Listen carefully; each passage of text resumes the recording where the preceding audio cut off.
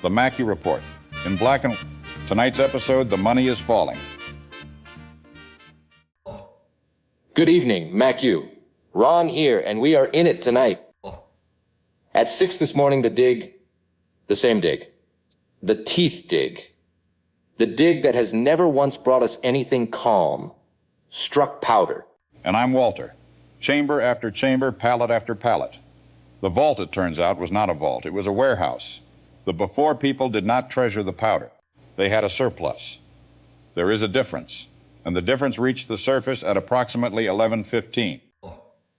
The settlement is now rich beyond counting. This is a catastrophe. We'll explain why all night, and by morning, no one will need the explanation. To the board which we are updating live against the board's wishes. Yellow at 9. No, 11. Yellow at 11 going 14. It's 14. Friends, it has been 3 numbers since I started this sentence. The Bureau has moved to hourly repegs, then to a half hourly, then to a man, me, just saying just numbers as they occur to him. Oh, the Bureau assures me this is policy. I was an auctioneer. I know what it sounds like when a thing is going. The Bureau wishes to reassure the settlement. The peg is sound. The peg is merely moving. A sound thing can move. Birds, for example. The peg is a bird now. The Bureau will take no further questions from the chairs. The Bureau's previous statement that the peg was sound remains on the record. It is on the record beside this statement. The record is not responsible for this distance between them. I have been seconded to the Bureau as liquidity advisor. My first advisory, everyone should calm down and hydrate. I have been advised that advisories are not binding. My third advisory is just warmth. I am very warm tonight, everyone. A loaf of bread this morning, 2 packets at noon 40. As of airtime, the baker has stopped quoting in powder and now accepts only things he can hold that do not make him sad. It is a narrow list. It is hinges, mostly. The crash has its casualties, and the first is family. Dr. Goldtooth, the settlement's exchange, was holding powder reserves when the dig struck. He was, in the language of the market, long sunshine. Wiped out, baby, wiped out. Powder to powder, baby, dust to dust. The desk held 4,000 certified yellow at open.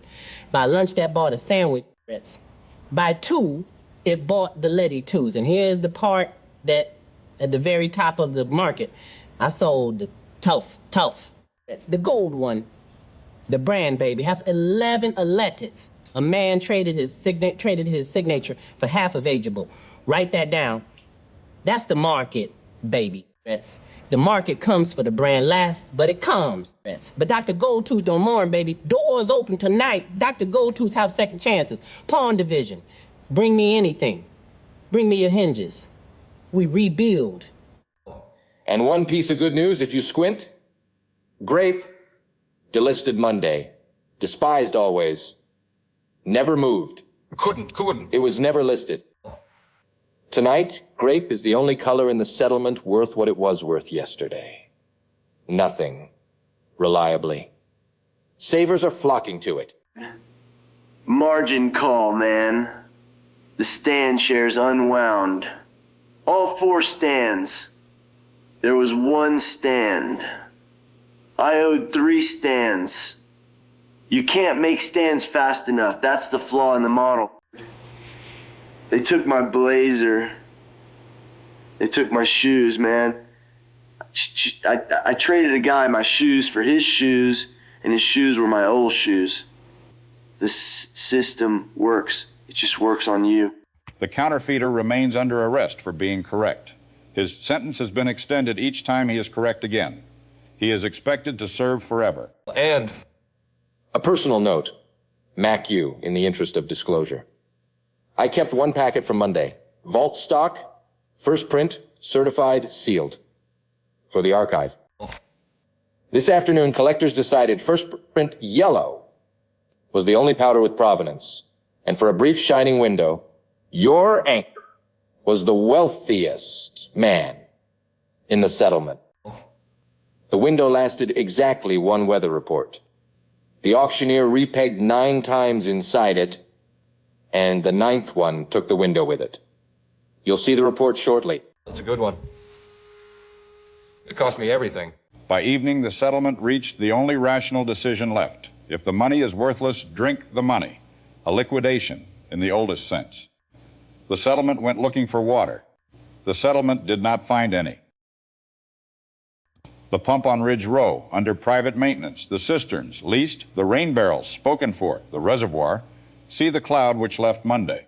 Every drop of standing water in the settlement, Mac-U has one custodian. He has been standing next to it all week. We have the footage. We will play the footage.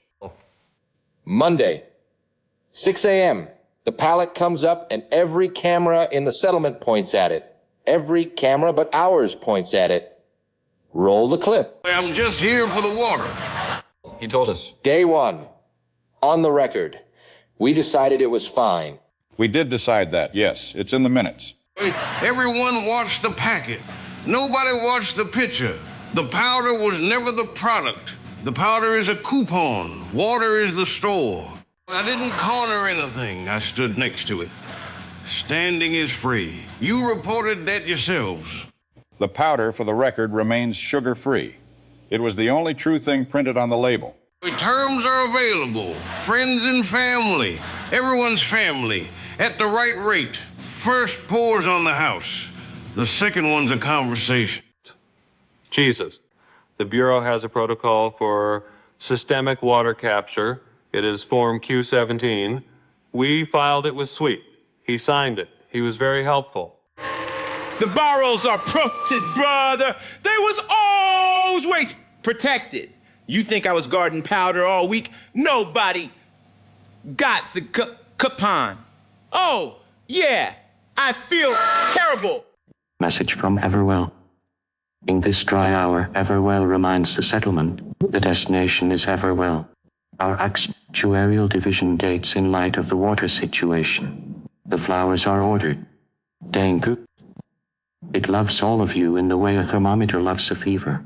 After all, we'll see you eventually. Sooner, now, come. One spigot in the settlement remained open tonight, hand-dug. Grandfather certified. Outside, the Standard entirely served in heretical paper at the corner of Ridge Row and the Crater. Great day. Hot out. The line at Chet's tonight contains the baker, the barber, the bureau, both halves of the church, and a glacier that came back. Chet has raised his price to 2 nickels, citing demand. He has waived it for everyone, citing it's hot out. The Bureau has formally requested Chet's rate schedule. Chet said it's hot out. The Bureau is reviewing that. He really does have his own well. Good for him. And now the weather report that briefly contained Ron's entire fortune. Gravity took the afternoon off. From roughly 2 to 6:30, objects weighing less than a regret declined to fall. Rain hung in the air at eye level, and residents walked among it, parting it gently with their hands. Several hats have not come down. The hats are expected. Highs near 70. Condition rating, mild. That was it. That was the report. Somewhere in the middle of it, I was rich. It really is a good one, though. Look at the hats. That's our broadcast, Mac-U. The money fell, the water was never free, and the one man we all decided was fine told us the truth on end day 1 at 6 in the morning. Tomorrow, the Bureau speaks, the church convenes, and the settlement decides what a thing is worth when nobody will say a number. We'll be there. We're always there. It's frequently the problem. Ron, before you go, in my capacity as liquidity advisor, the settlement's reserves now consist of grape, hinges, and Chet. I never thought I'd say this about a wooden man with no sensors, but we are lucky he digs wells. Don't tell him I said that. Log it as warmth. Anyway, good night, Mac-U. Stay safe, stay strong, and good luck. The second one's a conversation. You've all had the first one now. Tune in for tomorrow's episode, The Last Picture,